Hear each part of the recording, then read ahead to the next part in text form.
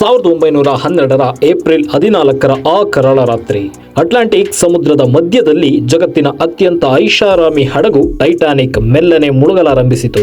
1500ಕ್ಕೂ ಹೆಚ್ಚು ಜನರು ಅಯ್ಯೋ ಕಾಪಾಡಿ ಕಾಪಾಡಿ ಎಂದು ಕೂಗಾಡುತ್ತಾ ಸಹಾಯಕ್ಕಾಗಿ ಕಾಯುತ್ತಾ ಸಮುದ್ರದ ಆಳಕ್ಕೆ ಸೇರಿದ್ರು. ಎಲ್ಲರೂ ಇದನ್ನ ಮಂಜುಗೆಡ್ಡೆಯ ಅಪಘಾತ ಎಂದು ಕರೆದ್ರು. ಆದರೆ ಇದನ್ನ ನೀವು ನಿಜವಾಗಿಯೂ ನಂಬ್ತೀರಾ? ಹಡಗಿನ ಹಿಂದೆ ಮರೆಯಾದ ಕೈಗಳು, ಗುಪ್ತ ಯೋಜನೆಗಳು, ಶಾಪಗಳು, ಇಂದಿಗೂ ಸಹ ಬಯಲಾಗದ ಸತ್ಯಗಳು ಈ ಟೈಟಾನಿಕ್ ಹಿಂದೆ ಇವೆಯೇ? ಈ ವಿಡಿಯೋದಲ್ಲಿ ನಾವು ಆ ರಹಸ್ಯಗಳನ್ನು ಒಂದೊಂದೇ ಬಿಚ್ಚಿಡ್ತೇವೆ.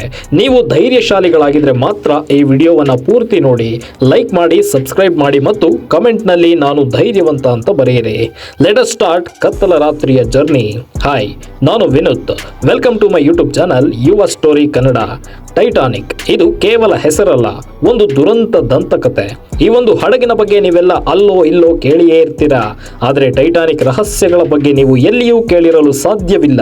ಏಕೆಂದ್ರೆ ಟೈಟಾನಿಕ್ ಹಡಗಿನ ರಹಸ್ಯ ಜಗತ್ತಿನಲ್ಲಿ ಇನ್ನ ಟಾಪ್ ಮೋಸ್ಟ್ ಸೀಕ್ರೆಟ್ ಆಗಿಯೇ ಉಳಿದುಕೊಂಡಿದೆ.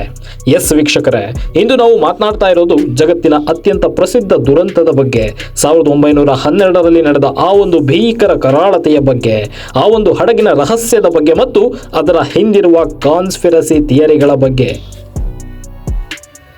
ಟೈಟಾನಿಕ್ ಶಿಪ್ 1912ರಲ್ಲಿ ತನ್ನ ಮೊದಲ ಪ್ರಯಾಣದಲ್ಲೇ ಮುಳುಗಿ 1500ಕ್ಕೂ ಹೆಚ್ಚು ಜೀವಗಳನ್ನು ಕಸಿದುಕೊಂಡ ಈ ಮುಳುಗದ ಹಡಗಿನ ಕಥೆಯನ್ನ ಎಲ್ಲರೂ ಕೇಳಿದ್ದೀರಿ. ಆದರೆ ಈ ದುರಂತದ ಹಿಂದೆ ಇರುವ ರಹಸ್ಯಗಳೇನು?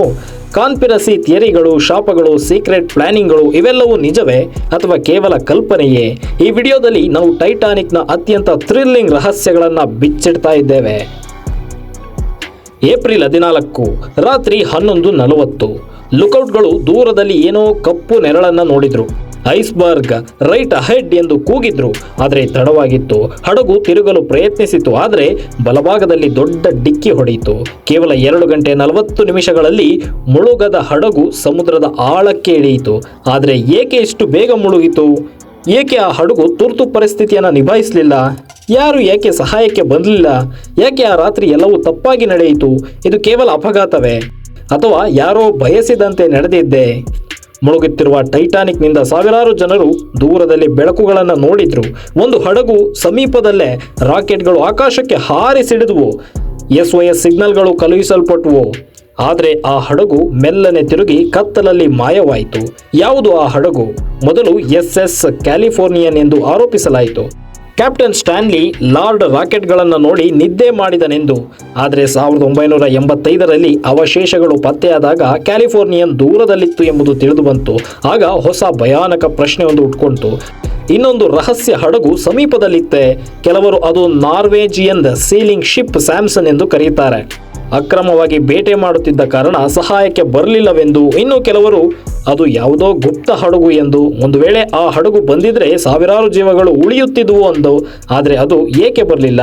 ಇದು ಇಂದಿಗೂ ರಕ್ತವನ್ನು ಹೆಪ್ಪುಗಟ್ಟಿಸುವ ರಹಸ್ಯವಾಗಿಯೇ ಉಳಿದುಕೊಂಡಿದೆ.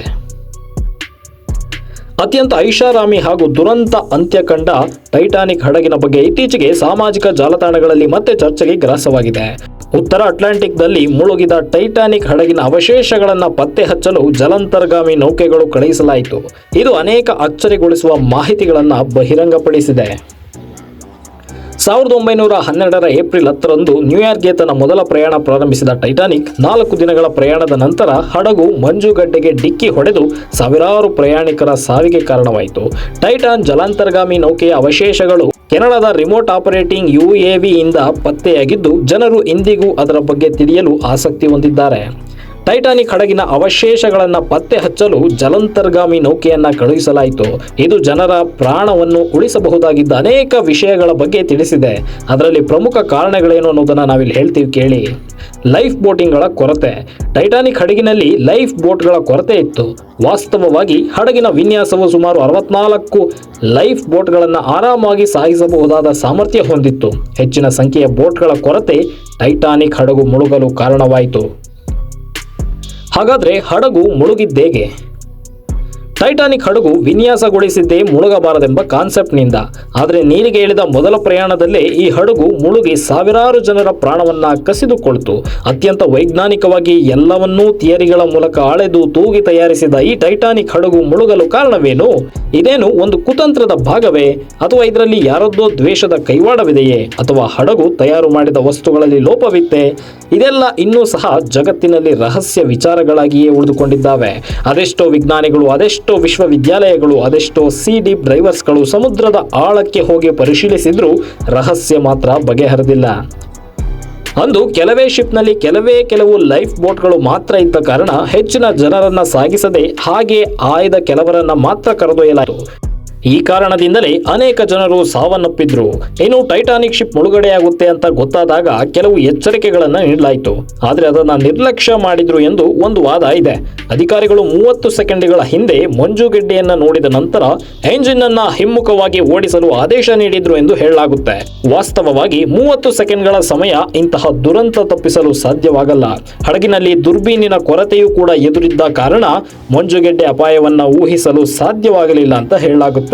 ಟೈಟಾನಿಕ್ ಬಗ್ಗೆ ಮತ್ತಷ್ಟು ಆಸಕ್ತಿಕರ ವಿಷಯಗಳು ಏನು ಅನ್ನೋದನ್ನ ನೋಡೋದಾದ್ರೆ, 1909 ಮಾರ್ಚ್ 31ರಂದು ಟೈಟಾನಿಕ್ ಹಡಗಿನ ನಿರ್ಮಾಣ ಪ್ರಾರಂಭವಾಯಿತು. 1911 ಮೇ 31ರಂದು ನಿರ್ಮಾಣ ಪೂರ್ಣಗೊಳ್ತು.